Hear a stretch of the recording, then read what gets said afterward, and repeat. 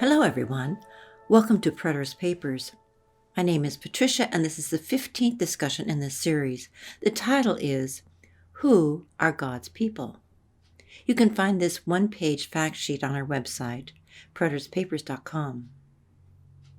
In Romans, Paul makes it clear that the true Israel had little to do with ethnicity, but rather it was a matter of the heart.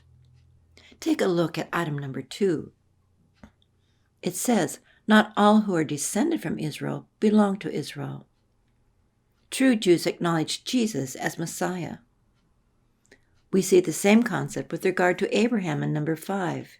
No one is heir to the promises of Abraham until they are in Christ.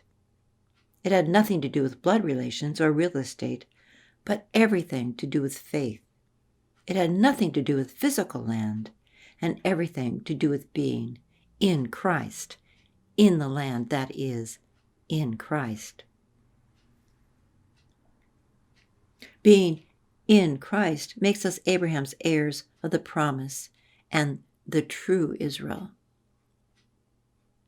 A question that often arises pertains to item number 8, where it says in Romans 11 that all Israel will be saved. Is Paul referring to ethnic Israel or spiritual Israel? If he is referring to ethnic Israel, the all Israel would be the remnant, since he stated 2 times previously in this letter that only a remnant of ethnic Israel would be saved. If he is speaking of spiritual Israel, then his emphasis is on the rest of the remnant being included after the full number of Gentiles are converted.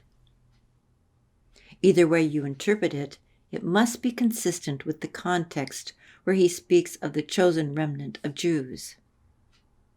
Some have tried to construe this passage to mean that all ethnic Jews will be saved, which simply does not fit the context of Romans or other New Testament teachings. Much misinformation regarding the identity of Israel was spread with the publishing of the popular Scofield Bible in 1909. Its influence still remains strong today. The Scofield Bible began the innovation of printing a commentary directly into the Bible as opposed to having a separate volume. This gave it a perceived authority that over the years has misled millions and has multiplied errors in the interpretation of the Bible. It taught that the Jews and Gentiles had 2 different covenants, with land promises supposed to be still fulfilled for the Jews. It twisted primary teachings of the Bible, including the clear understanding that there is no distinction between Jews and Gentiles in the New Covenant, as in number 3. You can find critiques of the Scofield Bible on the web and a well-researched book on the subject by Joseph Canfield. It's called The Incredible Scofield and His Book. Some critics suspect he was sponsored to write the Scofield Bible, which was likely ghost-written, specifically to advance an agenda that would distort Christian teachings in key areas. If this was the plan, the scheme was very successful. Preterists, those who believe Bible prophecy is fulfilled, have been accused of being anti-Semitic because they contradict the Scofield Bible's Zionist assertions and take Paul's teachings about the true Israel at face value. Let's look at the facts. Preterists are followers of Jesus Christ, a Jew. Preterists are students of the New Testament, written primarily by Jews.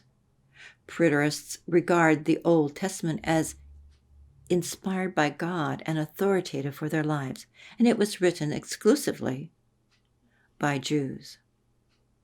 To label someone with these attitudes and beliefs as anti-Semitic is simply dishonest, and such critics appear to be desperate to find fault with fulfilled eschatology rather than doing some Bible and soul-searching themselves. Preterists have also been accused of advocating replacement theology. This also is false. The Bible teaches in Romans 11 that Gentiles have been grafted into the Jewish olive tree. Gentiles are grateful branches on the tree of spiritual Israel. It's so important to let Scripture interpret Scripture and not let assumptions or false teachings get in the way. Please don't believe us or anyone else, but prove all things. Thank you for joining us and hope to see you in the next video. Shalom.